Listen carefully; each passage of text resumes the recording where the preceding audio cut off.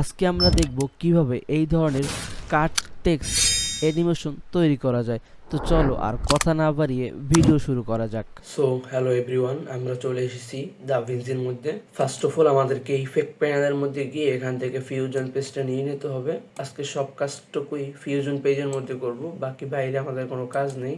Directly fusion পেজে চলে যাব। আপনি আপনার মতো করে ফিউশন পেজের সাইজ বাড়িয়ে কমিয়ে নিতে পারেন, আপনি যেরকম করে করবেন।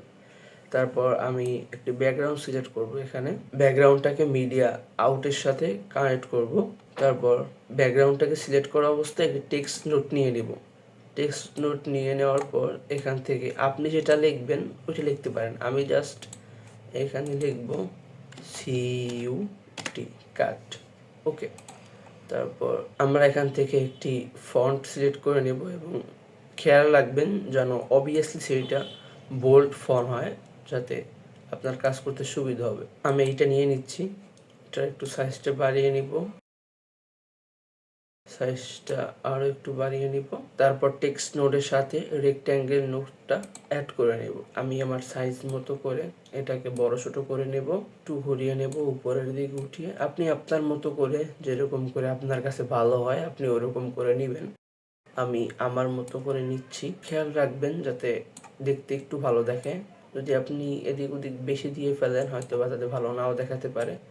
এই জন্য এইটা সাজেস্ট করার সময় একটু খেয়াল রাখবেন যে সব ঠিক আছে কিনা বা ভালো লাগতেছে কিনা। একটু সময় নিয়ে দেখবেন যে সবকিছু ঠিক হচ্ছে কিনা। আমি তো আপনাদের দেখানোর জন্য জাস্ট এটাই করছি। তারপর এখান থেকে আমরা এইটাকে কপি করে নিব Ctrl+C দিয়ে, তারপর আবার এখানে Ctrl+V দিয়ে পেস্ট করে নিব। পেস্ট করার পর আমরা এটাকে এখানে অ্যাড করে দিব। অ্যাড করে দেওয়া হয়ে গেলে আমরা জাস্ট রেক্ট্যাঙ্গেল মাস্কের মধ্যে যাব।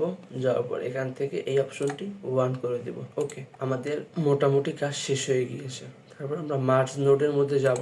মার্জ নোডের মধ্যে গিয়ে দেখব আমাদের এখান থেকে যে স্ল্যাশ অ্যানিমেশনটা মানে স্ল্যাশ কাটটা হবে এটা কোথা থেকে হবে এটা একটু দেখ। এবার আমরা যেটা করব এখানে রিয়েলিস্টিক ভাব আনার জন্য আমরা এটা দেখাবো যে এটার উপর থেকে কিছু একটা গিয়েছে, তারপর এটা কেটে গিয়েছে।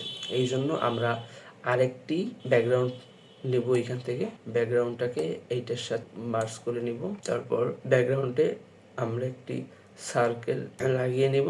তারপর এটা অনেকটা একেবারে ছোট্ট করে নিব যাতে এটা রিয়েলিস্টিক মনে হয়।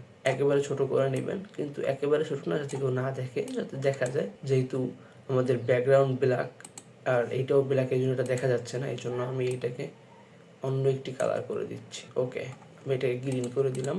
তারপর আমরা এটাকে একটু রোটেট করব।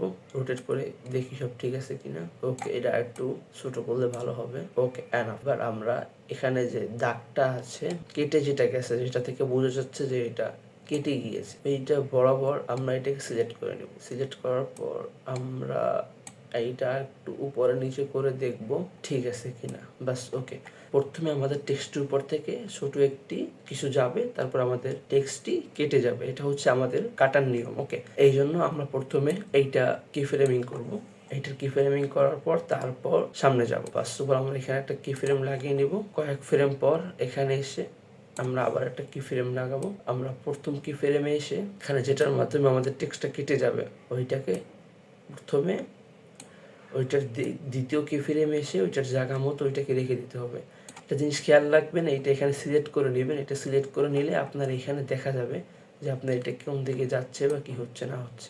ওকে, তারপর আমরা এটাকে একটু নিচে সমান করে দিই। তারপর আমরা আগের কি ফ্রেমে চলে যাব এবং আমরা এটাকে নিচের দিকে নিয়ে যাব, মানে আগের কি ফ্রেমে নিয়ে যাব। এরকম টান দিয়ে আনবেন। আনার পর আপনার মতো করে অ্যাডজাস্ট করে নেবেন। একেবারে শুরু থেকে একটু যে প্রপারলি হতে হবে এরকম না বিষয়টা। আপনি আপনার মতো করে এখানে সাজিয়ে নেবেন। আপনার যদি অন্য কিছু বসাতে ইচ্ছা করে তাহলে আপনি অন্য কিছু বসাবেন। এখানে কপি পেস্ট করতে হবে এরকম কিছুই নাই। আপনি আপনার মতো করে তারপর সব কিছু ঠিক করে নেবেন। ওকে, এবার দেখি আমরা এটাকে বেশি ফাস্ট আবার দেখি। ওকে, এনাফ। ওকে ওকে ওকে, আমরা এই যে এইখান থেকে এটাকে একটু স্মুথ করে দিই, তাহলে হয়তো আরো ভালো হবে। ওকে,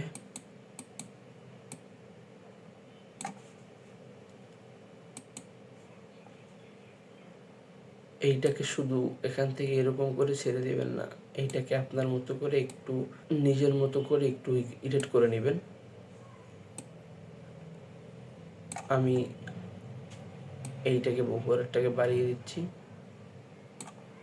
এবং এইটাকে নিচের এটাকে কমিয়ে দিচ্ছি।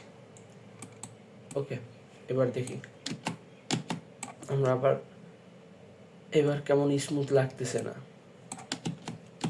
আমরা যেটা করব এই, ওকে এবার ঠিক আছে। এবার এরকম নিজের মতো করে কাস্টমাইজেশন করে নেবেন, আপনি আপনার মতো করে কাস্টমাইজেশন করে নেবেন, তাহলে এনাফ। আমাদের এখানের এই পর্যন্ত কাজ হয়ে গিয়েছে, মেইন কাজটা আমাদের হয়ে গিয়েছে। এবার আমরা এখান থেকে এটাকে আগের মতো করে নিব। এবার আমরা দেখব এখানে কি ফ্রেমটা কোথায় লাগানো হয়েছে। এই তো, ওকে, এখানে কি ফ্রেম লাগানো হয়েছে। তারপর আমরা মার্জ নোটের মধ্যে গিয়ে এখান থেকে কোনো এইটার দিকে চলে যাবে, আমরা এখানে একটা কি ফ্রেম লাগাবো, একটু বড় করে নিব যাতে ভালো হয়, স্মুথ হয়, ভিডিওটা রিয়েলিস্টিক মনে হয়। এখানে একটা কি ফ্রেম লাগিয়ে নেব। কি ফ্রেম লাগানোর পর আমরা এইটাকে একটু নিচের দিকে নিব আর এদিকে নেব। আপনি চাইলে আপনার মতো করে করতে পারেন, আপনি চাইলে উপরেরটাকে নিচের দিকে নিতে পারেন, আপনার যেটা ভালো মনে হয় আপনি সেটা করতে পারেন। ওকে, এইটাকে আর একটু স্মুথ করার জন্য এবার আমরা একটু দেখি। ওকে, এনাফ। এবার যদি আপনার কাছে এরকম রিয়েলিস্টিক মনে হচ্ছে না, কিন্তু এখনই রিয়েলিস্টিক মনে হবে যখন আপনি এইটার সাথে সাউন্ড ইফেক্ট অ্যাড করবেন। এটা খুব সহজ একটা কাজ, ওরকম কোনো কঠিন কাজ না। আজকে আমার ভিডিওটি এই পর্যন্তই। যদি ভিডিওটি ভালো লেগে থাকে চ্যানেলটিকে সাবস্ক্রাইব করে দিবেন এবং ভিডিওটিকে লাইক করে শেয়ার করে দিবেন, এবং এই ধরনের ইউনিক এবং নিউ এডিটিং শেখার জন্য এই চ্যানেলটিকে সাবস্ক্রাইব করে রাখতে পারেন।